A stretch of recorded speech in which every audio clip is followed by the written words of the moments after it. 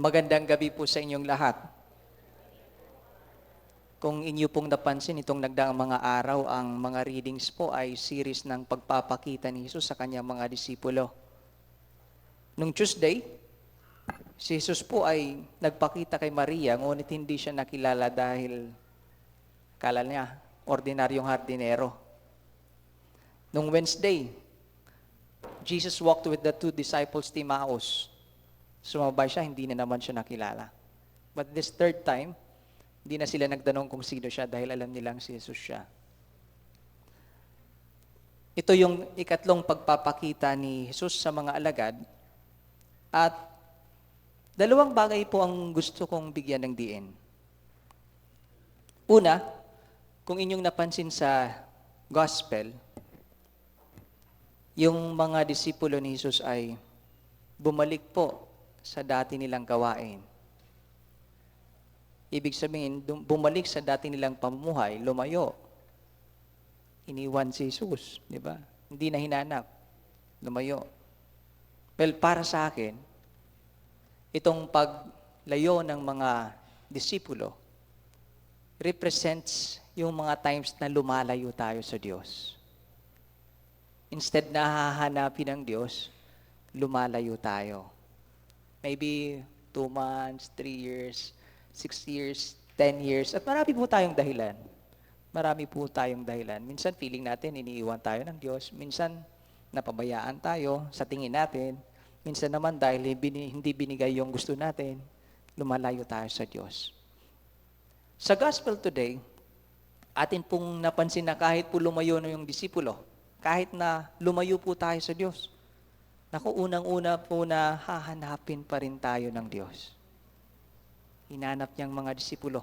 At hindi lang hinanap, tinawag niya. Tinawag niya sila. Tinawag niya sila. Ibig po sabihin, mayroon pong ipapagawang misyon. Mayroon pong ipapagawang misyon. Naalala ko, one time, mayroon isang pari nagkwento sa akin na may isang bata raw na nung estudyante siya, hirap na hirap. So, every day, pupunta siya sa simbahan para magsimba at maglingkod. Every day. Pero nung nakapagtrabaho, nakalimutan ng Diyos. Nakalimutan niya. And one time, itong batang ito, while walking daw sa isang street, biglang nakadaan ng simbahan na maliwanag yung simbahan at nakita niya yung simbahan. Tapos nagkwento siya sa pare. Sabi niya, Father, I believe God is calling me. God is calling me. Tinatawag ako ng Diyos. Matagal po akong nawala sa simbahan, pero I believe that time nire-remind ako ng Diyos. Tinatawag ako ng Diyos. God continues to call all of us. Kahit gaano pa tayo katagal lumayo sa Kanya, kahit gaano pa kalayo tayo lumayo sa Kanya, patuloy pong lumalapit ang Diyos sa atin. Pangalawa, lumalapit po siya dahil may misyon. Pangalawa, second point, sa ating gospel today, sinasabing may mission po tayo, at hindi po madali ang misyong ito.